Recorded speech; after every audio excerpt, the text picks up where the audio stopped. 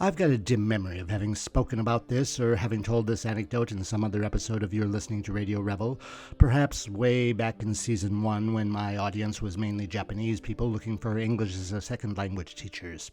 I was confined, as many were. My job was non-essential. I simply sat at my desk or enjoyed my patio while the world simmered in a surreal reality of death and fear and uncertainty.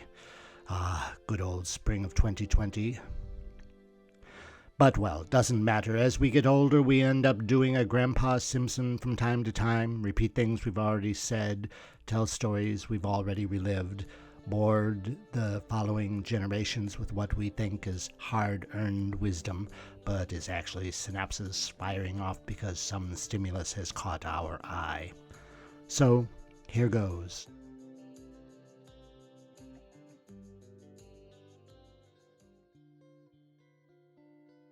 When I was living in New York City in the 80s, I was pretty much an untethered soul. I already had a massive ego. I was never one to be told what to do or what not to do, and I was particularly sensitive to anything that might be heard as criticism. I guess I've always been that way, but arriving in New York City in June of 1984, taking a PATH train from Jersey City into Manhattan, seeing my first Pride Parade, moving into Manhattan a year later, Upper East Side, then moving down to 10th Avenue, nearly Lower West Side, I pretended I knew what I was doing, along with almost every other New Yorker I encountered in my day-to-day life. New York City was the perfect place for me to be as I grew from my late 20s into the gateway of my 30s. I shared a flat with a literature grad student the first couple of years, and his collection of books were there to be read. Too much Virginia Woolf, a bit of Mishima. Proust I tried, but wisely gave up on after only a paragraph or two. And somehow Ayn Rand's Atlas Shrugged fell into my hands. I remember reading that, feeling the untethered egoism of the heroes, the stupidity of the antagonists. I remember when I lent the paperback that I had rebound to a friend, I added a note on the flyleaf, "This book changed my life." I really believed that. That roommate also lent me a copy of The Nature of Personal Reality by Jane Roberts. Now, that book was the one that actually did change my life. I spent decades rehashing the simple message of not only that book, but all of the others that Ms. Roberts produced. I think I have a cheat sheet somewhere I can quote here from those days. Hang on.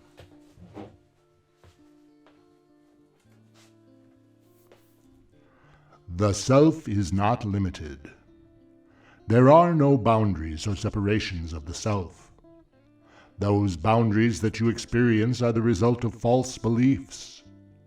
What exists physically exists first in thought and feeling. You must be aware of the contents of your own reasoning mind. You are in physical existence to learn and understand that your energy, translated into feelings, thoughts, and emotions, causes all experience. To change your experience, or any portion of it, you must change your ideas. You must learn to believe in the goodness of your being. Hatred of war will not bring peace. Only love of peace will bring about those conditions. You make your own reality. There is no other rule. Knowing this is the secret of creativity. It was that last one, you make your own reality, or perhaps the expanded version, you make your own reality through your beliefs, that I found to be the core message of Jane Roberts. If you believe something to be true, then for you it will be true. To question a personal belief is to question your integrity, at least until you change that belief. I continue to believe this. The next to the last one, though, you must learn to believe in the goodness of your being. That one is closest to the source of this anecdote. I spent 1 year writing a simple message in the upper margin of every $1 bill that came into my possession. This message did not come from Jane Roberts. It came from something else I had read, but I still liked the exercise. The message was, quote, "Every dollar that I spend enriches the economy and returns to me multiplied."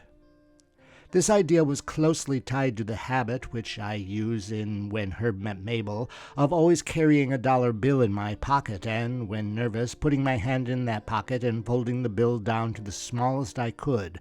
Is the limit 7 folds? I think so. Along the same time, I began to feel that the world around me was shifting. Mr. Reagan was still president. The Central Park 5 incident occurred. I myself was mugged by a small group of pre-teens on Fifth Avenue. My personal relationship was on the rocks, my work relationship as well. I was not far from my first visit to Europe, which would change my outlook, and the decision just 2 years later to move out of the United States. I needed to assert to myself that things were not as bad as they seemed. My guru, Ms. Roberts, had written, quote, "You will do this by concentrating upon what you want, but feeling no conflict between that and what you have, because one will not contradict the other. Each will be seen as a reflection of belief in daily life. As it took some time to build up your present image with its unhealthy aspects, so it may take time to change that picture. But concentration upon the present unhealthy situation will only prolong it. Period." A couple of years earlier, I had tried to get some extra work by offering healthy cooking classes. ESL lessons were more or less paying my way, but I wanted to begin saving and thought that it would be cool to share my knowledge of vegetarian cooking and make some money from it. To advertise, I had a little rubber stamp made up with the words "Healthy Cooking Lessons" and my phone number. I would stamp this message onto little lime green Post-it notes and then leave these notes stuck all over New York City as I walked from here to there. My place of choice was actually in phone booths. You all remember phone booths. There was pretty much one on every other corner in Manhattan, not necessarily the closed-in ones, mostly the ones on a pedestal. So, a couple of years later, and not ever having gotten the cooking classes up and running, just before I left the States for the second time, I got the wild idea that I could spread a particular message that would not be based upon my ego, that would be totally selfless and could only do good. I had another little stamp made up, this one a self-inking stamp, with the simple message, "The nature of man is good." As I walked from here to there throughout the city, I would have this stamp on hand, and I would stamp this simple message in a tiny font on all payphones on my route, right next to the coin slot where it would be seen. The anecdote comes to mind because I turned to my mate this morning and said, "I haven't got an episode for next Monday. The one I was going to do isn't going where I want it to, and I've only got a couple of days this week to get an episode written and produced." Basing his reply on our chat during our morning walk, a recurring theme of "the world is poor and man's a shit and that is all there is to it," the Threepenny Opera, my mate suggested that I concentrate on the simple message of accepting that there is evil out there, but that we are basically good people who can still operate for the good of just being good. I mean, it is certainly frustrating to see people with the power of power behave in such evil ways that do so much harm to other people who are probably not evil at all. Those evil men, and some women, but mostly men, well, they just seem hell-bent on doing as much harm to their fellow humans as they can. It's no use my bitching about that evil. It's not even of any use my feeling frustrated with them. If karma is a thing, I'm grateful I am not in those people's shoes right now. What I want to do, what I want to suggest, what my mates seem to be saying as well, what we both try to keep in the forefront as we switch the TV from the images of rubble and smoke and blood and stupidity and just downright evil to The Simpsons or South Park or Forensic Files, is that we can only do what we can do in our world, and hope that it extends out a bit and then gets paid forward by the other good people who have seen our actions. Mine is current. It is these words, "The nature of man is good." That doesn't mean that man isn't capable of being evil. That's pretty evident. But we needn't be evil if we don't want to be. If I can hold those two ideas in my mind at the same time, that man is good, but some men behave in an evil fashion despite their nature, against the nature of man, then I can tamp down the feeling of frustration. I can leave my mind free for those good things I can do, like write my stories, write my essays, play the guitar, listen to music from my youth, remember who I saw that movie with and what we discussed over coffee after the movie. I can think about getting in touch with that person I've not seen for decades, or I can pick up that book I've started reading, or do some drawings.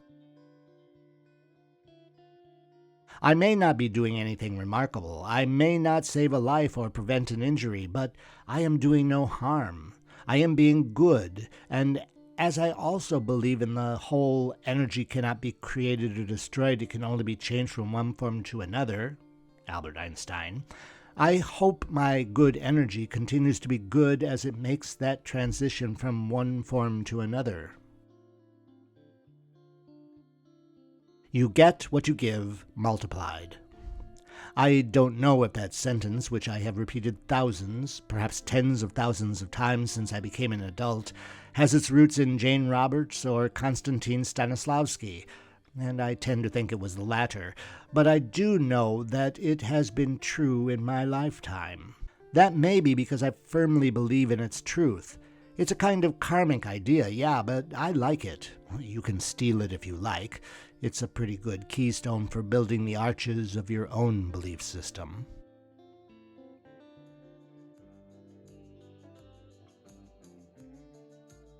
Okay, that's about it.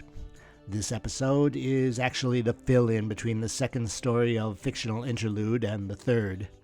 Next week you can hear the first part of the third story, The City of Towers. Not a coincidence, my going on about New York City this week, just before that story becomes part of your listening to Radio Revel. Hope you return to hear it. Cheers.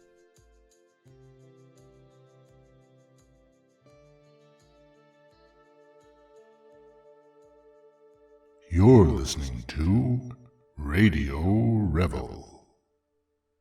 Listen, like, subscribe, and share.